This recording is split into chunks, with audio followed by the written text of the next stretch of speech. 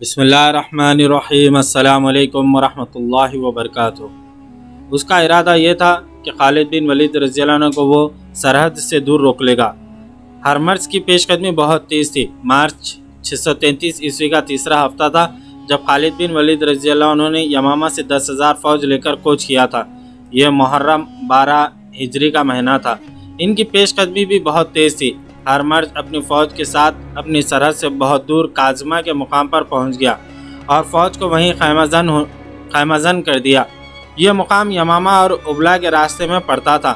ہرمرز کو معلوم نہیں تھا کہ اس کی پیش قدمی کو دیکھنے والے موجود ہیں۔ خالد بن ولید رضی اللہ عنہ ابھی کاظمہ سے دور تھے کہ انہیں عراق کی سمت سے آتے ہوئے 2 شتر سوار ملے۔ انہوں نے خالد بن ولید رضی اللہ عنہ کو بتایا کہ زرتشتوں کی فوج کاظمہ میں خیمہ زن ہے۔ خالد بن ولید رضی اللہ عنہ نے وہیں سے راستہ بدل دیا۔ یہ شتر سوار مسنہ کے بھیجے ہوئے تھے۔ انہوں نے خالد بن ولید رضی اللہ عنہ کو یہ بھی بتایا تھا کہ وہ حفیر کے مقام تک اس طرح پہنچ جائے کہ زرتشتوں کی فوج کے ساتھ اس کا ٹکراؤ نہ ہو۔ شتر سوار نے خالد بن ولید رضی اللہ عنہ کو ایک خوشخبری یہ سنائی کہ ان کے لیے 8,000 نفری کی فوج تیار ہے۔ یہ فوج اس طرح تیار ہوئی تھی کہ مسنہ بن حارثہ، مذعور بن عدی، حرملہ اور سلمہ نے 2-2 ہزار لڑنے والے جوان اکٹھا کر لیے تھے۔ اس طرح خالد بن ولید رضی اللہ عنہ کی فوج کی تعداد 18,000 ہو گئی۔ خالد بن ولید رضی اللہ عنہ نے اپنی پیش قدمی کا راستہ اس طرح بدل دیا کہ کاظمہ کے دور سے گزر کر حفیر تک پہنچ سکے، لیکن ہرمرز کے جاسوس بھی صحرا میں موجود تھے۔ انہوں نے خالد بن ولید رضی اللہ عنہ کے لشکر کو دور کے راستے سے جاتے دیکھ لیا۔ آگے وہ راستہ تھا جو حفیر سے نباج کی طرف جاتا تھا۔ ہرمرز نے اپنی فوج کو خیمے اکھاڑنے اور بہت تھوڑے وقت میں حفیر کی جانب کوچ کرنے کا حکم دیا۔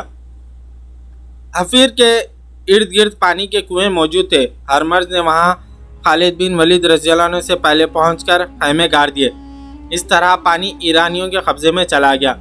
خالد بن ولید رضی اللہ عنہ بھی حفیر سے کچھ دور تھے کہ ایک بار پھر دونوں شتر سوار ان کے راستے میں آ گئے اور خالد بن ولید رضی اللہ عنہ کو اطلاع دی کہ دشمن حفیر کے مقام پر پانی کے کنووں پر قابض ہو چکا ہے۔ خالد بن ولید رضی اللہ عنہ نے کچھ اور آگے جا کر ایسی جگہ پڑاؤ کا حکم دیا جہاں دور دور تک پانی کا ایک بوند نہیں مل سکتی تھی۔ فوج نے وہاں پڑاؤ تو ڈال دیا، لیکن خالد بن ولید رضی اللہ عنہ کو بتایا گیا کہ فوج میں بے اطمینانی پائی جاتی ہے کہ پڑاؤ ایسی جگہ کیا گیا جہاں دور دور تک پانی کا نام و نشان نہیں۔ میں نے کچھ سوچ کر یہاں پڑاؤ کیا ہے۔ خالد بن ولید رضی اللہ عنہ نے کہا، تمام لشکر سے کہو کہ اگر دشمن پانی پر قابض ہے تو پریشان نہ ہو، ہماری پہلی لڑائی پانی کے لیے ہوگی۔ پانی اسی کو ملے گا جو جان کی بازی لگا کر لڑے گا۔ تم نے دشمن کو پانی سے محروم کر دیا تو سمجھو تم نے جنگ جیت لی ہے۔ سالار اعلیٰ کا یہ پیغام سارے لشکر کو سنا دیا گیا اور صبح خون ریزی جنگ لڑنے کے لیے تیار ہو گئے۔ اب لشکر کی نفری 18,000 ہو گئی تھی۔ مسنہ بن حارثہ، مذعور بن عدی، حرملہ اور سلمہ 2-2 ہزار آدمی ساتھ لیے خالد بن ولید رضی اللہ عنہ سے آ ملے تھے۔ خالد بن ولید رضی اللہ عنہ نے جو ایلچی ہرمرز کے پاس بھیجا تھا وہ بھی اسی پڑاؤ میں خالد بن ولید رضی اللہ عنہ کے پاس آیا اور بتایا کہ ہرمرز نے اس کے ساتھ کیسا توہین آمیز سلوک کیا ہے۔ اس کی 1,00,000 درہم کی ٹوپی نے اس کا دماغ خراب کر رکھا ہے۔ مسنہ بن حارثہ نے جو پاس ہی بیٹھا ہوا تھا کہا، خدا یہ نہیں دیکھتا کہ کسی انسان کے سر پر کیا رکھا ہے، خدا تو دیکھتا ہے کہ اس کے سر کے اندر کیا ہے، اس کے عزائم کیا ہے اور اس کی نیت کیا ہے اور وہ سوچتا کیا ہے۔ 1,00,000 درہم کی ٹوپی۔ خالد بن ولید رضی اللہ عنہ نے حیران ہو کر پوچھا، کیا ہرمرز اتنی قیمتی ٹوپی پہنتا ہے؟ فارس کی شہنشاہی کا ایک دستور ہے۔ مسنہ بن حارثہ نے جواب دیا، ان کے یہاں حسب و نسب اور حیثیت کو دیکھ کر اس کے مطابق ٹوپی پہنائی جاتی ہے جو ان کے شہنشاہ کی طرف سے عطا ہوتی ہے۔ زیادہ قیمتی ٹوپی صرف وہ افراد پہنتے ہیں جو اعلیٰ حسب و نسب کے ہوں اور جنہوں نے ریا میں بھی اور شاہی دربار میں بھی توقیر اور وجاہت حاصل کر رکھی ہو۔ اس وقت ہرمرز سب سے زیادہ قیمتی ٹوپی پہنتا ہے، کوئی اور 1,00,000 درہم کی ٹوپی نہیں پہن سکتا۔ اس ٹوپی میں بیش قیمت ہیرے لگے ہوئے ہیں، اس کی کلغی بھی بہت قیمتی ہے۔ فرعونوں نے اپنے سروں پر خدائی ٹوپیاں سجا لی تھی۔ خالد بن ولید رضی اللہ عنہ نے کہا، کہاں ہیں وہ؟ کہاں ہیں ان کی ٹوپیاں؟ مجھے کسی کی بیش قیمت ٹوپی مرعوب نہیں کر سکتی، نہ کسی کی ٹوپی تلوار کے وار کو روک سکتی ہے۔ مجھے یہ بتاؤ کہ آتش پرستوں کی فوج لڑنے میں کیسی ہے اور میدان جنگ میں کتنی تیزی سے نقل و حرکت کرتی ہے۔ فارس کے سپاہی کی زرہ اور ہتھیار دیکھ کر خوف سا آتا ہے۔ مثنہ بن حارثہ نے خالد بن ولید رضی اللہ عنہ کو بتایا، سر پر لوہے کی زنجیروں کی خود، بازوؤں پر کسی اور دھات کے خول اور ٹانگیں آگے کی طرف سے موٹے چمڑے یا دھات سے محفوظ کی ہوئی ہیں۔ ہتھیار اتنے کہ ہر سپاہی کے پاس ایک برچی، ایک تلوار، ایک وزنی گرز، ایک کمان اور ایک ترکش ہوتی ہے، جس میں ہر سپاہی 30 تیر رکھتا ہے۔ اور لڑنے میں کیسے ہیں؟ جرأت اور عقل سے لڑتے ہیں۔ مثنہ بن حارثہ نے جواب دیا، ان کی دلیری مشہور ہے۔ مثنہ خالد بن ولید رضی اللہ عنہ نے کہا، کیا تم نے محسوس نہیں کیا آتش پرستوں کے پاس سپاہی کتنے کمزور ہیں اور ان کی جرأت کی حد کیا ہے؟ ان کی جرأت کی حد آہنی خود اور بازو اور ٹانگوں پر چڑھائے ہوئے خولوں تک ہے۔ وہ نہیں جانتے کہ جذبہ لوہے کو کاٹ دیا کرتا ہے۔ لوہے کی تلوار اور برچی کی یعنی جذبے کو نہیں کاٹ سکتی۔ زرہ اور دھات یا چمڑے کے خول حفاظت کے جھوٹے ذریعے ہیں۔ ایک خول کٹ گیا تو سپاہی اپنے آپ کو غیر محفوظ سمجھنے لگے گا، پھر اس میں اتنی سی جرأت رہ جاتی ہے کہ وہ اپنے آپ کو بچانے کی اور بھاگنے کی کوشش کرتا ہے۔ اللہ کے سپاہی کی ذرہ اس کا عقیدہ اور ایمان ہے۔ میں تمہیں فارسیوں کی ایک اور کمزوری دکھاؤں؟ خالد بن ولید رضی اللہ عنہ نے خاصی سے کہا، سالار اور کمانڈروں کو فوراً بلاؤ۔ فوری طور پر کاظمہ کی طرف کوچ کرو۔ خالد بن ولید رضی اللہ عنہ نے حکم دیا اور کوچ بہت تیز ہوگا۔ ہرمرز حفیرہ کے علاقے پر پڑاؤ کیے ہوئے تھا۔ وہ کاظمہ سے اپنی فوج کو یہاں لایا تھا کیونکہ خالد بن ولید رضی اللہ عنہ کا لشکر حفیرہ کی طرف آ گیا تھا۔ یہ لشکر پھر کاظمہ کی طرف جا رہا تھا۔ دونوں فوجوں کی چند گھوڑ سوار ایک دوسرے کے خیمہ گاہ کو دیکھتے رہتے تھے۔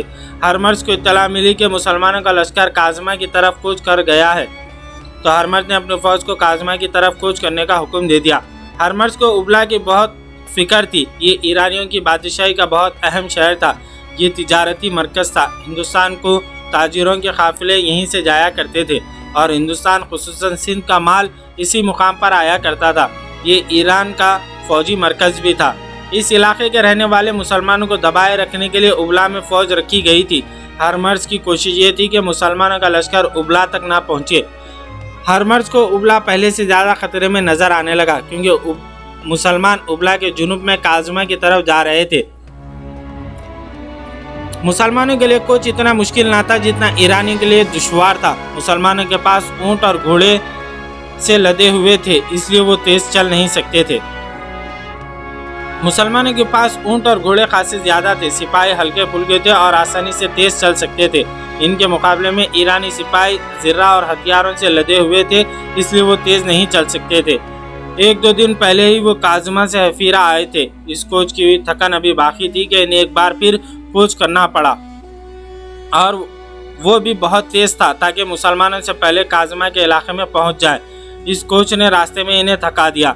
ہرمرز کی فوج جب کاظمہ میں مسلمانوں کے بالمقابل پہنچی تو نڈھال ہو چکی تھی۔ مسلمان سپاہی صحرائی لڑائیوں اور صحرا میں نقل و حرکت کے عادی تھے۔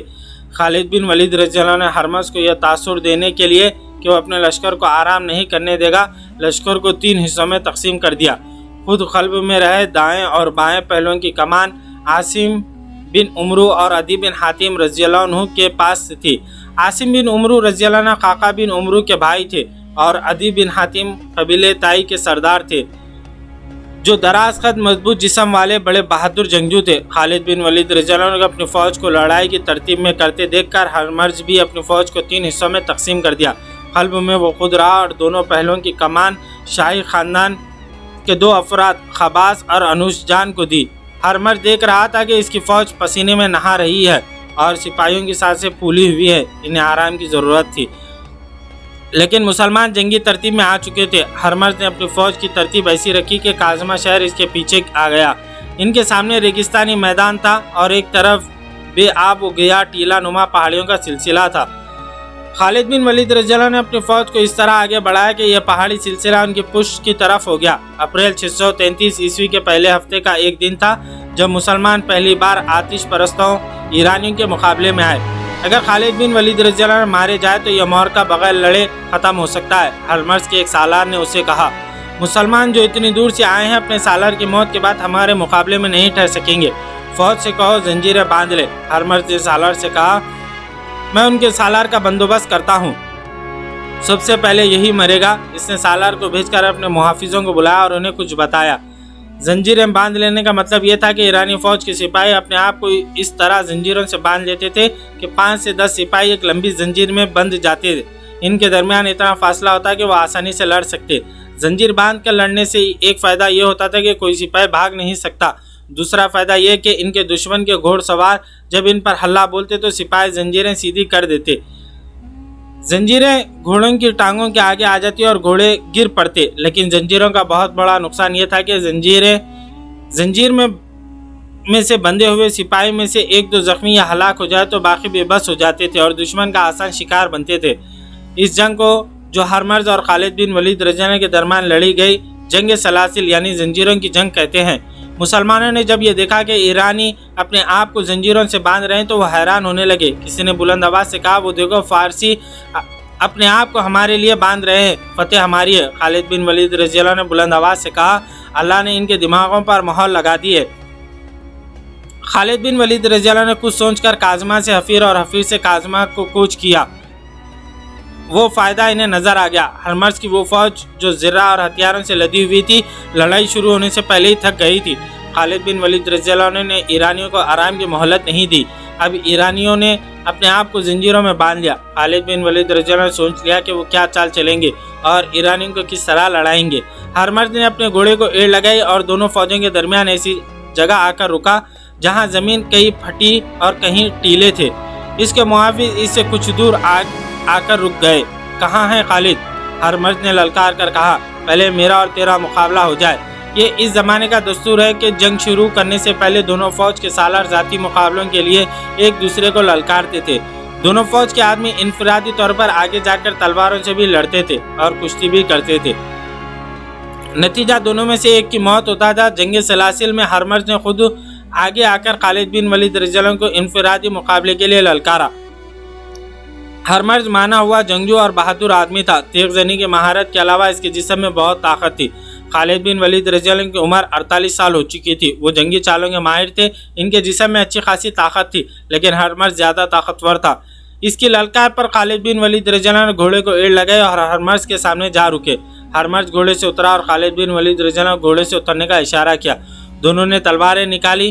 دونوں نے ایک دوسرے پر بڑھ بڑھ کر وار کیا۔ پینترے بدلے گھوم کر ایک دوسرے پر آئے، مگر تلوار آپس میں ہی ٹکراتی رہی۔ پھر خالد بن ولید رضی اللہ عنہ کے ہاتھوں اور پینتروں میں پھرتی آ گئی۔ دونوں فوجیں شورغل کر رہی تھی۔ ہرمرز محفوظ کرنے لگا تھا کہ وہ خالد بن ولید رضی اللہ عنہ کی تلوار سے بچ نہیں سکے گا۔ وہ تیزی سے پیچھے ہٹ گیا اور اس نے تلوار پھینک دی۔ تلواریں فیصلہ نہیں کر سکیں گی۔ ہرمرز نے کہا، آ خالد، ہتھیار کے بغیر آ اور کشتی لڑ۔ خالد بن ولید رضی اللہ عنہ تلوار پھینک کر کشتی کے لیے آگے بڑھے اور دونوں گتم گتا ہو گئے۔ کشتی میں ہرمرز کا پلہ باری نظر آتا تھا، لیکن مورخ لکھتے ہیں کہ ہرمرز کی چال کچھ اور تھی۔ اس نے اپنے محافظوں کو پہلے ہی بتا رکھا تھا کہ جب وہ خالد بن ولید رضی اللہ عنہ کو اتنی مضبوطی سے پکڑ لے کہ خالد بن ولید رضی اللہ عنہ ہلنے کے قابل نہ رہیں تو محافظ دونوں کو اس طرح گھیرے میں لے لیں کہ ان کی نیت اور ارادے پر شک نہ ہو، یعنی وہ تماشائی بنے رہیں اور ان میں سے ایک محافظ خنجر نکال کر خالد بن ولید رضی اللہ عنہ پیٹ چاک کر دے۔ جنگجو اس طرح دھوکہ نہیں دیا کرتے، لیکن ہرمرز کمینگی کی وجہ سے مشہور تھا۔ ہرمرز کے محافظ آگے بڑھے آئے اور اپنی فوج کی طرح نعرے لگاتے نرغے کی ترتیب میں ہوتے گئے۔ وہ گھوڑوں پر سوار نہیں تھے، وہ گھیرا تنگ کرتے گئے حتیٰ کہ دونوں کے قریب چلے گئے۔ خالد بن ولید رضی اللہ عنہ کی توجہ بڑھ گئی۔ ہرمرز نے پھرتی سے خالد بن ولید رضی اللہ عنہ کے دونوں بازو اس طرح جکڑ لیے کہ اس کے بازو خالد بن ولید رضی اللہ عنہ بغلوں میں تھے۔ محافظ اور قریب آ گئے۔ ہرمرز نے اپنی زبان میں محافظوں سے کچھ کہا۔ خالد بن ولید رضی اللہ عنہ اس کی زبان تو نہ سمجھ سکے، اشارہ سمجھ گئے۔ انہوں نے خطرے کو بھانپ لیا اور جسم کی تمام تر حرکت صرف کر کے اتنی زور سے گھومے کہ ہرمرز کو بھی اپنے ساتھ گھما لیا۔ پھر خالد بن ولید رضی اللہ عنہ ایک جگہ کھڑے گھومتے رہے۔ ہرمرز کے پاؤں زمین سے اٹھ گئے۔ خالد بن ولید رضی اللہ عنہ ہرمرز کے بازو اپنے بغلوں میں جکڑ لیے تھے اور اپنے ہاتھ ہرمرز کی بغلوں میں لے جا کر اسے گھماتے رہے۔ اس طرح محافظوں کا دائرہ کھلتا گیا اور ان میں سے کسی کو بھی آگے بڑھ کر خالد بن ولید رضی اللہ عنہ پر وار کرنے کا موقع نہیں ملا۔ لیکن خالد بن ولید رضی اللہ عنہ کا یہ داؤ زیادہ دیر تک نہیں چل سکتا تھا، وہ تھک چکے تھے۔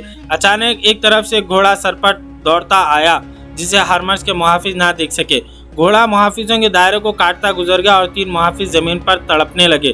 ان میں سے ایک کو گھوڑے نے کچل ڈالا اور 2 کو گھوڑ سوار کی تلوار نے کاٹ دیا تھا۔ گھوڑا آگے جا کر مڑا اور फिर हरमर्ज के मुहाफिजों की तरफ आया। मुहाफिजों ने अब इससे बचने की कोशिश की, फिर भी 3 मुहाफिज गिरे और तड़पने लगे। बाकी भाग गए और सवार अपनी फौज से जा मिला।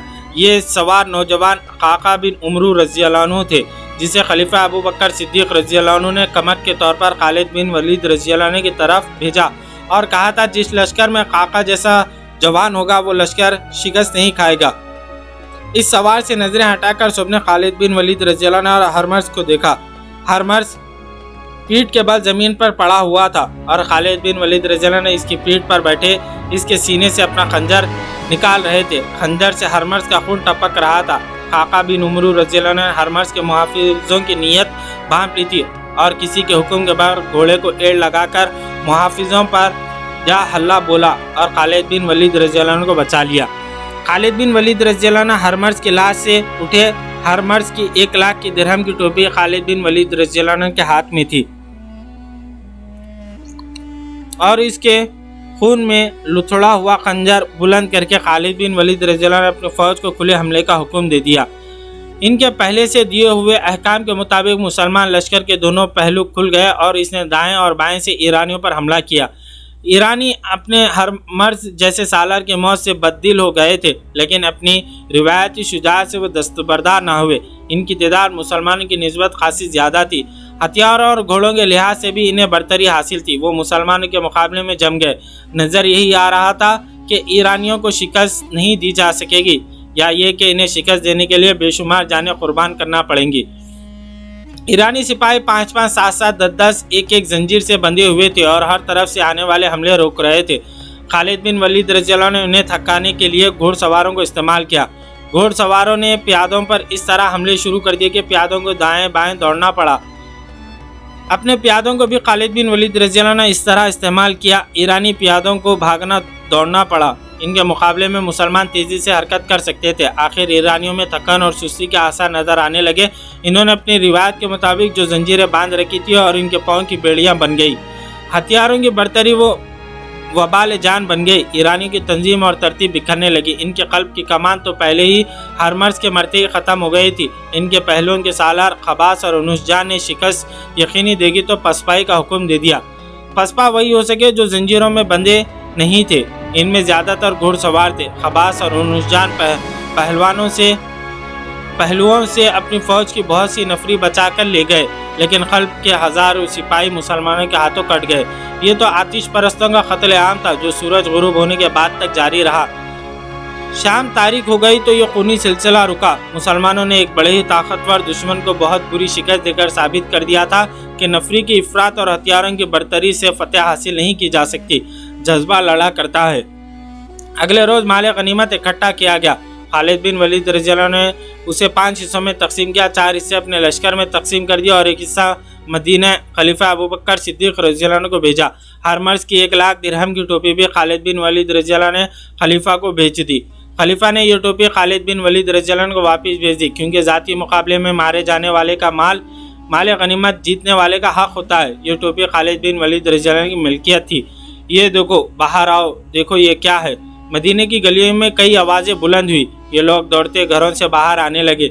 जानवर है? नहीं, खुदा की कसम हमने ऐसा जानवर कभी नहीं देखा। ये जानवर नहीं, खुदा की अजीब मखलूक है। औरतें और बच्चे भी बाहर आए।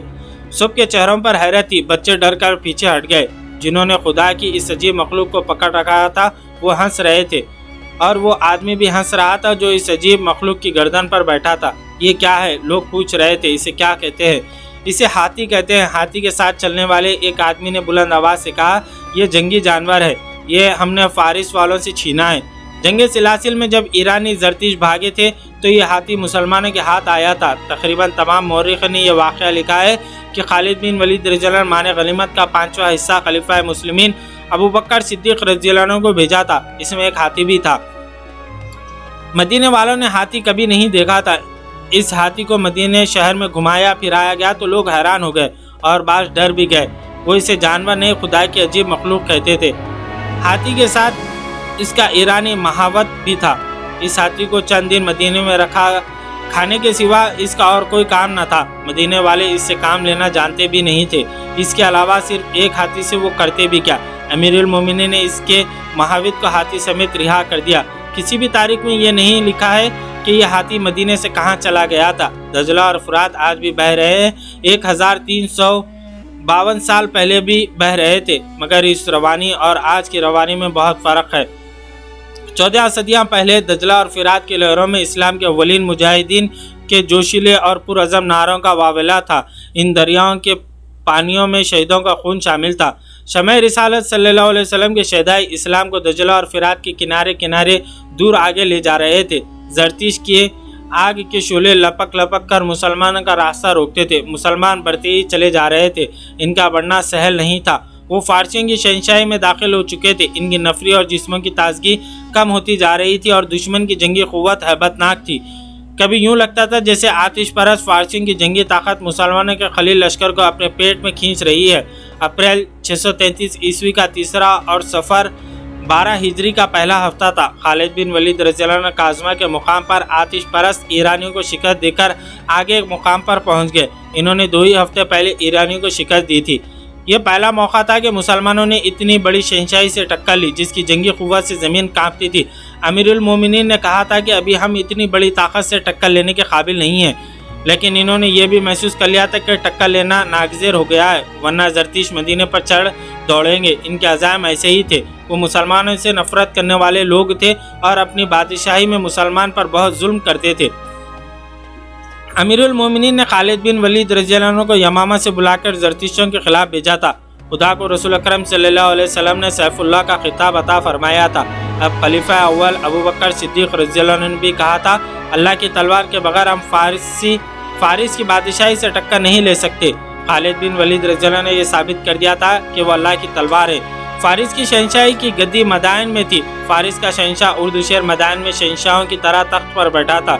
اس کی گردن ان شہنشاہوں کی طرح اکڑی ہوئی تھی جو اپنے آپ کو ناقابل تسخیر سمجھتے تھے۔ اس کے تخت کے دائیں بائیں ایران کا حسن مچل رہا تھا۔ وہ تخت سے اٹھنے ہی لگا تھا کہ اسے اطلاع دی گئی کہ ابلا کے محاذ سے قاصد آیا ہے، فوراً بلاؤ۔ اردوشیر نے شاہانہ انداز سے کہا، اس کے سوا اور کیا خبر لایا ہوگا کہ ہرمرد نے مسلمانوں کو کچل ڈالا ہے؟ کیا حیثیت ہے عرب کے ان بدوؤں کی جنہوں نے کھجور اور جو کی سوا کھانے کی کوئی چیز نہیں دیکھی؟ قاصد دربار میں داخل ہوا تو اس کا چہرہ اور اس کی چال بتا رہی تھی کہ وہ اچھی خبر نہیں لایا۔ اس نے ایک بازو سیدھا اوپر کیا اور جھک گیا۔ سیدھے ہو جاؤ، اردوشیر نے فاتحانہ لہجے میں کہا، ہم اچھی خبر سننے کے لیے اتنا انتظار نہیں کر سکتے۔ کیا مسلمان کی عورتوں کو پکڑا گیا ہے؟ بولو، تم کیوں خاموش ہو؟ زرتش کی 1000 رحمت تخت فارس پر۔ قاصد نے دربار کے آداب کے عین مطابق کہا، شہنشاہ اردوشیر کی شہنشاہی، خبر کیا لائے ہو؟ اردوشیر نے گرج کر پوچھا۔ علی مقام ہرمرز نے کمک مانگی ہے، قاصد نے کہا۔ ہرمرز نے؟ اردوشیر چونک کر آگے کو جھکا اور اس نے حیران ہو کر پوچھا، کمک مانگی ہے؟ کیا وہ مسلمانوں کے خلاف لڑ رہا ہے؟ کیا وہ پسپا ہو رہا ہے؟ ہم نے سنا تھا کہ مسلمان لٹیروں کے ایک گروہ کے مانند ہے۔ کیا ہو گیا ہے ہرمرز کو؟ کیا اس نے سپاہ کو زنجیروں سے نہیں باندھا تھا؟ بولو۔ دربار پر سناٹا طاری ہو گیا، جیسے وہاں کوئی بھی نہ ہو اور در و دیوار چپ چاپ ہوں۔ شہنشاہ فارس کی شہنشاہی افق تک پہنچے۔ قاصد نے کہا، زنجیریں باندھی تھی، مگر مسلمانوں نے ایسی چالیں چلی کہ یہی زنجیریں ہمارے سپاہ کے پاؤں کی بیڑیاں بن گئی ہیں۔ مدینے والوں کی تعداد کتنی ہے؟ بہت تھوڑی شہنشاہ فارس، قاصد نے جواب دیا۔ ہمارے مقابلے میں ان کی تعداد کچھ بھی نہیں تھی، لیکن دور ہو جاؤ ہماری نظروں سے۔ شہنشاہ اردوشیر گرجا اور ذرا سوچ کر بولا، قارون کو بلاؤ۔ قارون بن قریانس ایرانی فوج کا بڑا ہی قابل اور دلیر سپاہ سالار تھا۔ وہ بھی ہرمرز کی طرح لاکھ درہم کا آدمی تھا اور ہرمرز کی طرح ٹوپی پہنتا تھا۔ اطلاع ملتے ہی دوڑتا آیا قارون۔ اردوشیر نے کہا، کیا تم نے اس خبر کو سچ مان سکتے ہو؟ کیا تم اس خبر کو سچ مان سکتے ہو کہ ہرمرز نے مسلمانوں کے خلاف لڑتے ہوئے کمک مانگی ہے؟ اردوشیر نے درباریوں پر نگاہ دوڑائی تو تمام درباری اٹھ کھڑے ہوئے، سب تعظیم کو جھکے اور باہر نکل گئے۔ اردوشیر قارون کے ساتھ تنہائی میں بات کرنا چاہتا تھا۔ کیا یہ قاصد مسلمانوں کا آدمی تو نہیں جو ہمیں دھوکہ دینے آیا ہو؟ مسلمان اتنی جرأت نہیں کر سکتے۔ قارون نے کہا، میدان جنگ میں ذرا سی غلطی پانسا پلٹ دیا کرتی ہے۔ اگر ہرمرز نے کمک مانگی ہے تو اس کا مطلب یہ ہے کہ اسے کمک کی ضرورت ہے اور اسے کوئی غلطی سرزد ہو گئی ہے۔ کیا مسلمانوں میں اتنی ہمت ہے کہ وہ ہماری فوج کو پسپا کر سکے؟ اردوشیر نے کہا، ان میں ہمت ہی نہیں، بے پناہ جرأت بھی ہے۔ قارون نے کہا، وہ اپنے عقیدے کی جنگ لڑتے ہیں۔ ابلا کے علاقے میں ہم نے مسلمانوں کو اس قدر ذلیل کر رکھا ہے کہ وہ کیڑے مکوڑوں کی سی زندگی بسر کرتے ہیں، لیکن انہوں نے زمین دوز حملے کر کے اور شب خون مار مار کر اس علاقے کی کئی چوکیاں صاف کر دی ہیں۔ آج تک انہوں نے جتنی جنگیں لڑی ہیں ان میں انہوں نے کسی ایک بھی شکست نہیں کھائی ہے۔ ہر جنگ میں ان کی سپاہ خاصی تھوڑی ہی رہی ہے۔ ان کے پاس گھوڑوں کی بھی کمی تھی، وہ لڑنے والے ہی ایسے تھے۔ شہنشاہ اردو شیر نے کہا، ان میں کوئی بھی ہماری فوج کا مقابلہ نہیں کر سکتا، لیکن مسلمانوں نے مقابلہ کر لیا ہے۔ قارون نے کہا، اور ہمارا اتنا زبردست سالار ہر مرد کمک مانگنے پر مجبور ہو گیا ہے۔ شہنشاہ فارس، دشمن کو اتنا حقیر نہیں جاننا چاہیے، ہمیں اپنے گریبان میں دیانتداری سے جھانکنا ہوگا۔ فارس کی شہنشاہی کا طوطی بولتا تھا، لیکن ہمیں اس حقیقت کو نظر انداز نہیں کرنا چاہیے کہ رومی ہم پر غالب آ گئے تھے، اور ہمیں یہ حقیقت بھی فراموش نہیں کرنی چاہیے کہ ہم رومیوں کا سامنا کرنے سے ہچکچاتے تھے۔ اس نئی صورتحال کا جائزہ دیانتداری سے لیں۔ شہنشاہ فارس، ہرمرز نے اگر کمک مانگی ہے تو اس کا مطلب یہ ہے کہ مسلمان اس کے لشکر پر غالب آ گئے ہیں۔ میں نے تمہیں اس لیے بلایا کہ تم ہرمرز کی مدد کو پہنچو۔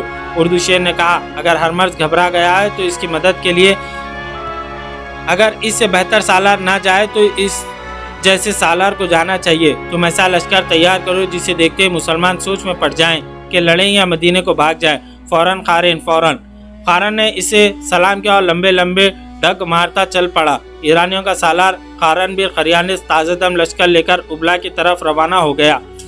وہ پوری امید لے کر جا رہا تھا کہ مسلمانوں کو تباہ و برباد کر کے لوٹے گا۔ وہ اپنے لشکر کو دجلہ کے بائیں کنارے کے ساتھ ساتھ لے جا رہا تھا۔ اس کی رفتار خاصی تیز تھی۔ اس نے مزعار کے مقام پر لشکر کو دجلہ پار کرایا اور جنوب میں دریا موقل تک پہنچ گیا۔ جب وہ دریا موقل کے پار گیا تو اسے ہرمرز کے لشکر کی ٹولیاں آتی دکھائی دی۔ سپاہی بڑی بری حالت میں تھے۔ تم پر زرتش کی لعنت ہو۔ قارن نے پہلی ٹولی کو روکا اور ان کی حالت دیکھ کر کہا، کیا تم مسلمانوں سے ڈر سے بھاگ آ رہے ہو؟ سپاہ سالار ہرمرز مارا گیا۔ ٹولی میں سے ایک سپاہی نے کہا، دونوں پہلوؤں کے سالار قباس اور انوس بھی بھاگ آئے ہیں، وہ شاید پیچھے آ رہے ہیں۔ قارن بن قریانس ہرمرز کی موت کی خبر سن ہو گیا۔ اس نے یہ پوچھنے کی بھی جرت نہ کی کہ ہرمرز کو کس طرح مارا گیا۔ قارون کا سر جھک گیا تھا۔ اس نے جب سر اٹھایا تو دیکھا کہ فارس کی فوجیوں کی قطاریں چلی آ رہی تھی۔ اپنے تازہ دم لشکر کو دیکھ کر بھاگے ہوئے یہ فوجی وہیں رکنے لگے۔ اتنے میں ہرمرز کی فوج کے دو سالار قباس اور انوس بھی آ پہنچے۔ انہیں دور سے آتا دیکھ کر قارن نے اپنے گھوڑے کی لگام کو جھٹکا دیا، گھوڑا چل پڑا۔ قارن نے اپنے دونوں شکست خوردہ سالاروں کے سامنے جا گھوڑا روکا۔ میں سن چکا ہوں ہرمرز مارا گیا، قارن نے کہا، لیکن مجھے یقین نہیں آتا کہ تم دونوں بھاگ آئے ہو۔ کیا تم گنوار اور اجٹ عربوں سے جنگ شکست کھا کر آ رہے ہو؟ اس کے سوا اور کچھ نہیں کہنا چاہتا کہ تم بزدل ہو اور تم اس رتبے اور عہدے کے قابل نہیں ہو۔ کیا تم نہیں چاہتے کہ مسلمانوں کو تباہ و برباد کر دیا جائے؟ کیوں نہیں چاہتے؟ قباس نے کہا، ہم کہیں چھپنے کے لیے پیچھے نہیں آئے، ہمیں ہرمرز کی شیخیوں نے مروایا ہے۔ میں تسلیم کرتا ہوں کہ اسلامی فوج کے پاس بڑے قابل اور جرات والے سالار ہیں، لیکن وہ اتنے بھی قابل نہیں ہیں کہ ہماری فوج کو یوں بھگا دیتے۔ قارن انوس نے کہا، ہماری فوج قیادت میں یہی سب سے بڑی خرابی ہے جس کا مظاہرہ تم نے کیا ہے۔ تم نے عرب کے ان مسلمانوں کو اجٹ اور گنوار کہا ہے۔ ہرمرز بھی ایسے ہی کہتا تھا، لیکن ہم نے میدان جنگ میں اس کے الٹ دیکھا ہے۔ تم نے ان میں کیا خوبی دیکھی ہے جو ہم میں نہیں؟ قارن نے پوچھا، یہ پوچھو کہ ہم میں کیا خامی ہے جو ان میں نہیں؟ انوس نے کہا، ہم اپنے 10-12 سپاہیوں کو ایک زنجیر سے باندھ دیتے ہیں کہ وہ جم کر لڑیں اور بھاگے نہیں، اس لیے ہم آمنے سامنے کی جنگ لڑتے ہیں۔ مسلمانوں نے جب ہماری سپاہ کو پابند سلاسل دیکھا تو انہوں نے دائیں بائیں کی چالیں چلنی شروع کر دی۔ ہماری سپاہ گھوم پھر کر لڑنے سے قاصر تھی۔ یہ تھی وجہ کہ ہمارا اتنا طاقتور لشکر شکست کھا گیا ہے۔ ہمارے پاس باتوں کا وقت نہیں۔ قباس نے کہا، مسلمان ہمارے تعاقب میں آ رہے ہیں۔ ان کے تعاقب میں مسنا بن حارثہ 2000 نفری کی فوج کے ساتھ آ رہے تھے۔ مسنا بن حارثہ اسلام کے وہ شہدائی تھے جنہوں نے ایرانیوں کے خلاف زمین دوز جنگی کارروائیاں شروع کر رکھی تھی۔ انہی کی ترغیب پر امیر المومنین ابو بکر صدیق رضی اللہ عنہ نے خالد بن ولید رضی اللہ عنہ کو بلا کر ایرانیوں کے خلاف بھیجا تھا۔ ایرانیوں کے تعاقب میں جانا غیر معمولی طور پر دلیرانہ اقدام تھا۔ تعاقب کا مطلب یہ تھا کہ مسلمان اپنے مستقر سے دور ہٹتے ہٹتے ایرانیوں کے قلب میں جا رہے تھے، جہاں ان کا گھیرے میں آ جانا یقینی تھا۔ لیکن یہ خالد بن ولید رضی اللہ عنہ کا حکم تھا کہ ایرانیوں کا تعاقب کیا جائے۔ اس حکم کے پیچھے ایرانیوں کے خلاف وہ نفرت بھی تھی جو مسنا بن حارثہ کے دل میں بھری ہوئی تھی۔ जंग सलासिल ख़त्म हो गई और ईरानी भाग उठे तो खालिद बिन वलीद रज़ी अल्लाह ने देखा कि इनका लश्कर थक गया है। इन्होंने मस्ता बिन हारसा को बुलाया। इब्न हारसा, खालिद बिन वलीद रज़ी अल्लाह ने कहा, अगर ये भागे हुए फारसी जिंदा चले जाएं तो क्या तुम अपनी फतेह को यकीनी समझोगे? खुदा की कसम, वलीद के बेटे मस्ता बिन हारसा ने पुरजोश लहजे में कहा, मुझे सिर्फ हुक्म की ज़रूरत है, ये मेरा शिकार है, तो जाओ। खालिद बिन वलीद रज़ी अल्लाह ने कहा, 2000 सवार अपने साथ लो और ज़्यादा से ज़्यादा ईरानियों को पकड़ लो और जो मुकाबला करे इसे कत्ल कर दो। मैं जानता हूँ कि मेरे जानबाज थक गए हैं, लेकिन मैं शहंशाह फारिस को यकीन दिलाना चाहता हूँ कि हम ज़मीन के दूसरे सरे तक इनका ताक़ुब करेंगे। इस तरह यहाँ पर 28वीं क़िस्त अपने अख्ताम को पहुँची। कल हम इंशाअल्लाह 29वीं क़िस्त लेकर आपकी खिदमत में हाजिर होंगे। जज़ाकल्लाहु खैर।